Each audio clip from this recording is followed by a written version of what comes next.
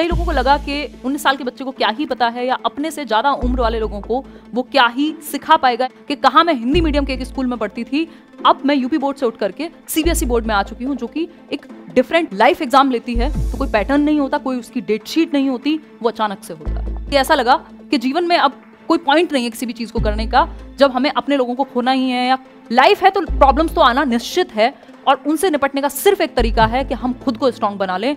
3 वो बातें जो मैं जाते जाते आपसे कहना चाहती हूँ। Hello friends, this is Himanshi and welcome to Josh Talks. मैं एक टीचर हूं, और जब मैं ये कहती हूं कि मैं एक टीचर हूं, इसका मतलब मैं लोगों को सिखाती हूं और उनसे सीखती हूं। सीखने सिखाने की कोई उम्र नहीं होती, लेकिन इस बात पर भी कई लोगों ने डाउट किया। मैंने शुरुआत की थी पढ़ाने की 19 साल की उम्र में, और कई लोगों को लगा कि 19 साल के बच्चे को क्या ही पता है या अपने से ज्यादा उम्र वाले लोगों को वो क्या ही सिखा पाएगा या इस प्रोफेशन के साथ जस्टिस नहीं कर पाएगा। उन लोगों के ये डाउट आज की डेट में ऑटोमेटिकली क्लियर हो चुके होंगे, मैं कर चुकी होंगी होपफुली। मेरे साथ कुछ 15-20 लाख लोग जुड़े हुए हैं, 2-3 किताबें मैं लिख चुकी हूँ, और ये जो लर्निंग की प्रोसेस है ये हमारी कॉन्टिन्यूस चल रही है। तो मैं आपको एक बात यहाँ कहना चाहूंगी कि जब भी लोग आप पर डाउट करें या कहें आपके सपने आपकी औकात से ज्यादा बड़े हैं, तो उस बात को, उनके उस पॉइंट को जवाब मुंह से ना दे करके कहीं उस चीज को नोट कर लीजिए अपने दिमाग में या पेपर पर, और जस्ट वर्क ऑन इट। कोशिश कीजिए, काम कीजिए अपने ऊपर, और जवाब अपने आप मिल जाएंगे। मेरे चैनल का नाम है लेट्स लर्न, जिसका हिंदी मतलब होता है चलिए सीखते हैं। मेरा जो फोकस था वो इसी बात पे था कि मैं खुद सीखूं और लोगों को सिखाऊं, और ये सीखते सीखते जो प्रक्रिया है वो आज 15-20 लाख लोगों तक पहुंच चुकी है, और करोड़ों में लोग देख चुके हैं मेरे वीडियोस को। अगर मैं बात करूं तो सीखने की जब बात आती है तो एक छोटा सा एग्जाम्पल मुझे याद आता है महाभारत का। शायद आपने महाभारत की एक कथा सुनी होगी, जिसका एक किस्सा है कि अभिमन्यु ने कैसे चक्रव्यूह को भेदा। फिर भी मैं आपको थोड़ा सा रिमाइंड कराने के लिए बताती हूँ। कौरवों और पांडवों के बीच में युद्ध था। कौरवों ने एक चक्रव्यूह की रचना की जिसको भेदना असंभव था, लेकिन सिर्फ अभिमन्यु ही उस समय वहां मौजूद था जो उसको भेद सकता था। अभिमन्यु जो सबसे छोटा था उम्र में, उसने उस चक्रव्यूह को भेदा। और ये जो शिक्षा थी उसे कब मिली थी? जब वो अपनी माँ के गर्भ में था, यानी पेट में था। माँ के गर्भ से, माँ के पेट से हम सीखना शुरू कर देते हैं। जीवन पर्यंत जब तक हम मरते हैं तब तक हम सीखते हैं। तो सीखना एक ऐसी प्रक्रिया है जो जन्म से भी पहले से शुरू हो जाती है और हमेशा चलती रहती है। इसीलिए शायद मुझे सीखने का इतना शौक है, लर्निंग मुझे फैसिनेट करती है, और इसीलिए मैंने इस प्रोफेशन को चुना। क्योंकि जब आप टीचर कहते हैं खुद को, तो इसका मतलब सिर्फ आपको सब कुछ आता है ये नहीं है। इसका मतलब है आप जीवन भर सीखने के लिए तैयार हैं। जिस सफर के बारे में मैं आपसे बात कर रही हूँ, उस सफर की शुरुआत मेरे बचपन में उत्तर प्रदेश के एक छोटे डिस्ट्रिक्ट बुलंदशहर के एक छोटे गांव में हुई थी, जब मैं अपने नाना नानी के यहाँ रहा करती थी। मेरे घर में सभी टीचर्स हैं, मेरे मम्मी पापा, मेरे मामा भी एक शिक्षक हैं। मैं उनके साथ रहती थी और कभी कभी उनके स्कूल जाती थी, एक सरकारी स्कूल में। और वहाँ जब मैं जाती थी तो बच्चों को शौक होता है, वो स्कूल जाके खेलते हैं या बैठ जाते हैं टीचर की चेयर पर, बट मैं जाकर के अपने से छोटी क्लासेस को पढ़ाया करती थी बोर्ड पे चौक लेकर के। पता नहीं उनको कितना समझ आता होगा बच्चों को और मुझे क्या आता था, बट मुझे वो पसंद था, वो फैसिनेशन थी, और शायद वही चीज़ आगे चल करके इस फॉर्म में कन्वर्ट हुई। तो मेरी जो पढ़ाई है 10वीं तक की, वो एक हिंदी माध्यम के स्कूल से हुई, यूपी बोर्ड से हुई, और मैं पढ़ रही थी, चीज़ें सीख रही थी। गांव का माहौल मुझे पसंद था, गांव से शहर जाती थी साइकिल से, और अच्छे से सीखना सिखाना चल रहा था। मेरे मम्मी पापा ने डिसाइड किया कि अब 10वीं के बाद की पढ़ाई मुझे दिल्ली से करनी चाहिए, क्योंकि दिल्ली एक बड़ा शहर है, सीबीएसई मीडियम से अगर मैं पढ़ूंगी तो शायद ज़्यादा अच्छा कर पाऊँ। तो उन्होंने ये डिसीजन लिया और मैं दिल्ली आई। 10वीं क्लास से पढ़ना शुरू किया मैंने, और कई सारी समस्याओं का सामना मुझे करना पड़ा, क्योंकि मेरा माहौल पूरा चेंज हो चुका था। जहाँ मैं रहती थी घर में, वो भी एक नेचुरल एनवायरनमेंट में गाँव में मैं रहती थी, वो भी चेंज हो चुका था, और स्कूल का माहौल, वो सबसे बड़ा ट्रांजिशन था, एक सबसे बड़ा परिवर्तन था कि कहाँ मैं हिंदी मीडियम के एक स्कूल में पढ़ती थी, अब मैं यूपी बोर्ड से उठ करके सीबीएसई बोर्ड में आ चुकी हूँ, जो कि एक डिफरेंट पैटर्न है और सारी चीज़ें वहाँ डिफरेंट हैं, अंतर है। एक छोटा सा किस्सा है, जब मैं ट्यूशन जाया करती थी 10th में, तो साइंस के ट्यूशन में मुझे काफ़ी डिफिकल्टी मुझे साइंस में होती थी, विज्ञान में, क्योंकि टेक्निकल शब्द होते हैं, और मैंने वो हिंदी मीडियम में पढ़े थे बचपन से। तो मैं चीज़ें लिखती थी, बहुत कोशिश भी करती थी ज़्यादा जल्दी से समझ पाऊँ चीज़ें, बट कई बार ऐसा होता था कि मुझे रेफरेंस के लिए पुराने अपने शिक्षकों को कॉल करके पूछना पड़ता था कि ये वाष्पीकरण की प्रक्रिया है, इसको हिंदी में क्या कहते हैं, ये कैसे है। जैसे ही बात हिंदी में आती थी तो समझ में आ जाती थी। लेकिन सीखना एक अपने आप में जुनून जैसा था, मैं सीखती गई और चीज़ें समझ में आने लगी, और ये ट्रांजिशन भी हो गया। 12th के बाद मैंने दिल्ली यूनिवर्सिटी में ग्रेजुएशन के अंदर एडमिशन लिया और आगे की पढ़ाई जारी रखी। 3 महीने मुझे हुए थे डीयू में पढ़ाई करते हुए। मेरे परिवार ने डिसाइड किया कि क्योंकि हमारे घर में सरकारी शिक्षकों का माहौल है और गवर्नमेंट जॉब मुझे लेनी ही है, तो पहले मैं एक डिप्लोमा कर लूँ 2 साल का, उसके बाद ग्रेजुएशन होती रहेगी। तो मैंने वो ग्रेजुएशन छोड़ करके डिप्लोमा किया 2 साल का।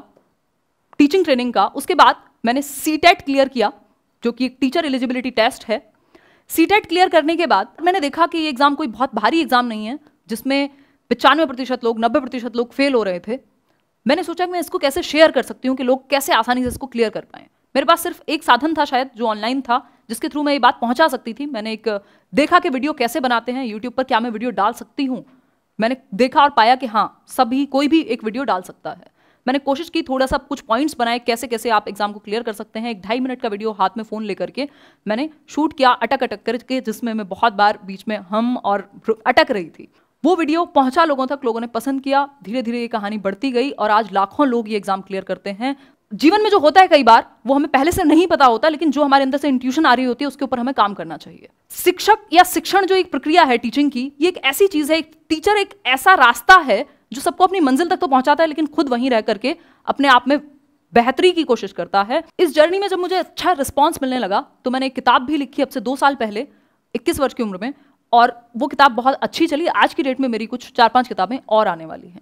कुल मिलाकर के बात यह है, जब आपकी इंटेंशन अच्छी होती है और आप कर्म करने के लिए तत्पर रहते हैं या काम करना चाहते हैं तो रास्ते मिल जाते हैं। अब 2020 आ चुका था और 2020 आते आते मैंने अपनी लाइफ को बहुत हद तक ट्रैक पर ले आई थी। मैंने यूट्यूब को चुन लिया था, इसको एक प्रोफेशन बनाने की ओर मैं लेकर के जा रही थी, चीज़ें सब कुछ अच्छी चल रही थी। बट जब लाइफ एग्जाम लेती है आपका, चाहे मैं कितने भी एग्जाम्स की तैयारी करा लूँ, आप कितने भी एग्जाम्स की तैयारी कर लें, क्लियर कर लें, बट जब लाइफ एग्जाम लेती है तो कोई पैटर्न नहीं होता, कोई उसकी डेट शीट नहीं होती, वो अचानक से होता है। पिछले साल 2020 में फरवरी में मैंने अपने फादर को खो दिया और ये बहुत ही अचानक था। When I lost my father, तो मुझे कुछ पल के लिए या कुछ दिन के लिए या एक पीरियड ऑफ टाइम के लिए ऐसा लगा कि जीवन में अब कोई पॉइंट नहीं है किसी भी चीज़ को करने का, जब हमें अपने लोगों को खोना ही है या मरना ही है। तो अपने फादर को खोने के बाद मैंने ये चीज़ रियलाइज की कि हम जीवन में अकेले आते हैं और अकेले ही जाएंगे। आपको अपने लिए क्या बेहतर हो सकता है या आपके थ्रू क्या बेहतर हो सकता है, ये आपको खुद ही डिसाइड करना है। आप चाहें तो एक कमरा बंद करके बैठे रह सकते हैं, कुछ ना करें जीवन भर, दूसरों पर भी बोझ बन जाएं, परिवार वालों पर भी बोझ बन जाएं, या खुद सामने आए मजबूत बन के और बाकी लोगों के लिए भी चीज़ें आसान कर दें और अपने थ्रू कुछ कॉन्ट्रीब्यूशन दे करके जाएं। मैं मेरे फादर की डेथ के 12वें दिन मैं यूट्यूब पर आई और एक ट्रिब्यूट की वीडियो उनके लिए बनाई, क्योंकि मैं शायद वो अपने लर्नर्स के साथ शेयर करना चाहती थी और उनका भी एक मेरे साथ बहुत अच्छा कनेक्शन था। तो वो 12 दिन तक शायद वेट कर रहे थे कि हुआ क्या है। तो मैंने उस चीज़ को फेस किया, बजाय कि उस चीज़ से बचने के कि मैं चुपचाप आकर के पढ़ाना शुरू कर दूं। मैंने अपनी बात कही और उस चीज़ को, मेरे दर्द को शायद लाखों लोगों ने समझा। जब मैंने ये ट्रिब्यूट का वीडियो बनाया तो मैंने पाया हज़ारों लोगों के कमेंट्स थे जो मेरे साथ खड़े हुए थे। जो मेरा रिश्ता था मेरे स्टूडेंट से, वो सिर्फ एक स्क्रीन का नहीं था, वो पेन पेपर का नहीं था, वो दिल का था। इस ट्रिब्यूट वाले वीडियो के बाद जो मैंने हज़ारों कमेंट्स पढ़े, उसमें मैंने पाया कि जितनी ज़रूरत मुझे वापस आने की है, खड़े होने की है अपने परिवार के लिए, खुद के लिए, उतनी ही ज़रूरत मेरे लोगों को भी है कि मैं खड़े होकर के उनके लिए पढ़ाऊँ। शायद बहुत सारे लोग हैं जो किसी दूर दराज इलाके में बैठे हुए हैं, भारत के गांव में बैठे हुए हैं, जो वीडियो डाउनलोड करके देखते हैं, लाइव भी नहीं देख सकते, इंटरनेट की उतनी सुविधा नहीं है। उनको मुझसे शायद एक उम्मीद थी कि शायद वो एक कोचिंग इंस्टीट्यूट की फीस ना अफोर्ड कर पाएं, बट वो मुझे देख करके उनको एक रे ऑफ होप मिलती है कि वो एग्ज़ाम क्लियर करेंगे। मैं वापस आई, मैंने पूरे जोश से पढ़ाना शुरू किया और जो रिजल्ट है वो आप देख ही रहे हैं। हम लोग 16 लाख लोग जुड़े हुए हैं और आगे ये संख्या बढ़ती जा रही है। हर बार जो रिजल्ट की संख्या है वो भी बेहतर होती है और उम्मीदें भी बेहतर होती हैं। एक और बात मैं आपसे कहना चाहती हूँ कि हम सबके बहुत बड़े बड़े सपने होते हैं, हर कोई कुछ ना कुछ करना चाहता है ज़िंदगी में, बट क्या हम एक्शन लेते हैं? वो एक्शन लेने के लिए, वो शुरुआत करने के लिए हमें मोटिवेशन की ज़रूरत होती है। हम बहुत सारे वीडियोस देखते हैं, बहुत सारे काम करते हैं, बट वो मोटिवेशन, वो रियल मोटिवेशन हमारे शायद घर में है, हमारी ज़िंदगी में है। सबसे बड़ी मोटिवेशन हमारे पेरेंट्स हैं, जिनकी वजह से शायद आप ये आज वीडियो देख पा रहे हैं। आप पेन पेपर उठा करके चीज़ें लिख सकते हैं, इंटरनेट पर रिसर्च कर सकते हैं, चीज़ें सीख सकते हैं। आपके लिए ये बहुत ही छोटी सी बात होगी, बट जो आपका परिवार है, जो आपके पेरेंट्स हैं, उनकी जर्नी आपको यहाँ तक पहुँचाने के लिए कितनी मेहनत वाली रही है, ये आप सिर्फ अज्यूम कर सकते हैं। कोशिश कीजिए इसको फील करने की, तब आपको फील होगा कि आपकी पहली जनरेशन ने आपको यहाँ तक लाने के लिए कितनी मेहनत की है और आप उनको अब कुछ और दें और आगे आने वाली जनरेशन को इससे कई गुना ऊपर लेकर के जाएं। 3 वो बातें जो मैं जाते जाते आपसे कहना चाहती हूँ, जो आप अपने साथ रखें। इस टॉक से आपको क्या सीखने को मिला, वो एक कंक्लूजन है। पहली बात कि आप कहाँ से शुरू करते हैं, कितनी बड़ी जगह थी, कितनी छोटी जगह थी, किस गांव, किस शहर, किस कस्बे से आप देख रहे हैं, कितने संसाधन आपके पास हैं, कितने संसाधन आपके पास नहीं हैं। किसी के पास बहुत ज़्यादा संसाधन है, किसी के पास बिल्कुल नहीं है। ये सब चीज़ें मुद्दा नहीं है आपके आगे बढ़ने से रोकने की। आप रुक ही नहीं सकते, क्योंकि आपके पास संसाधन कम है, या आप किसी छोटी जगह से हैं, आप हिंदी मीडियम में पढ़े थे, आप गांव में रहते हैं, कोई फर्क नहीं पड़ता। फर्क पड़ता है आपकी जिज्ञासा से, आप में वो आग कितनी है कि आप रुके ना, आप कितने जिज्ञासु हैं कि आप थके ना, आप आगे बढ़ते रहें डिफिकल्टीज को पार करके। दूसरी एक बात, लाइफ है तो प्रॉब्लम्स तो आना निश्चित है, और उनसे निपटने का सिर्फ एक तरीका है कि हम खुद को स्ट्रांग बना लें। जो भी डिफिकल्टीज आएंगी उनको फेस करें, और फेस सिर्फ एक तरीके से कर पाएंगे, खुद को स्ट्रांग करें, रुके ना, थक ना जाएं, दब ना जाएं उन प्रॉब्लम्स के नीचे, और आगे बढ़ते रहें। एक और बात जो लास्ट में मैं आपको कहना चाहूंगी, लर्निंग कभी भी रोकिए मत। चाहे आप लाइफ के किसी भी स्टेज पे पहुंच गए हो, ये मत सोचिए कोई एग्जाम में आप फेल हो गए तो जीवन में आप फेल हो गए। लाइफ में एग्जाम्स हैं, एग्जाम्स में लाइफ नहीं होती, और इस बात को हमें समझना होगा कि जीवन एक अपने आप में बहुत बड़ा एग्जाम है, कोई एक चीज इसको निर्धारित नहीं कर सकती। तो लर्निंग पे फोकस कीजिए, हर जगह से सीखिए। कहीं भी रुकते हैं तो बाकी दिशाएं, एक रास्ता बंद होता है, 4 और खुलते हैं, उन 4 रास्तों को तलाशने की कोशिश कीजिए और पहुंचिए जहां तक भी आप पहुंचना चाहते हैं। कोई उम्र नहीं होती, कोई जगह नहीं होती, कोई एक चीज नहीं है जिसके थ्रू आप सीखेंगे। जहां से आप चाहें, बस दिमाग खुला रखने की जरूरत है हमें। और आखिरी में यही है, बी योर ओन कांस्टेंट। दुनिया आपके साथ हो ना हो, आप अपने साथ होने चाहिए, और हर सिचुएशन में अगर आप अपने साथ खड़े हैं तो लोग भी आ ही जाएंगे, आज नहीं तो कल आपके साथ। तो अंत में यही कहना चाहूंगी, लेट्स लर्न। Thank you. इस वीडियो के बारे में अपनी राय नीचे कमेंट सेक्शन में हमें बताएं, और अपने दोस्तों के साथ ये वीडियो शेयर करना ना भूलें।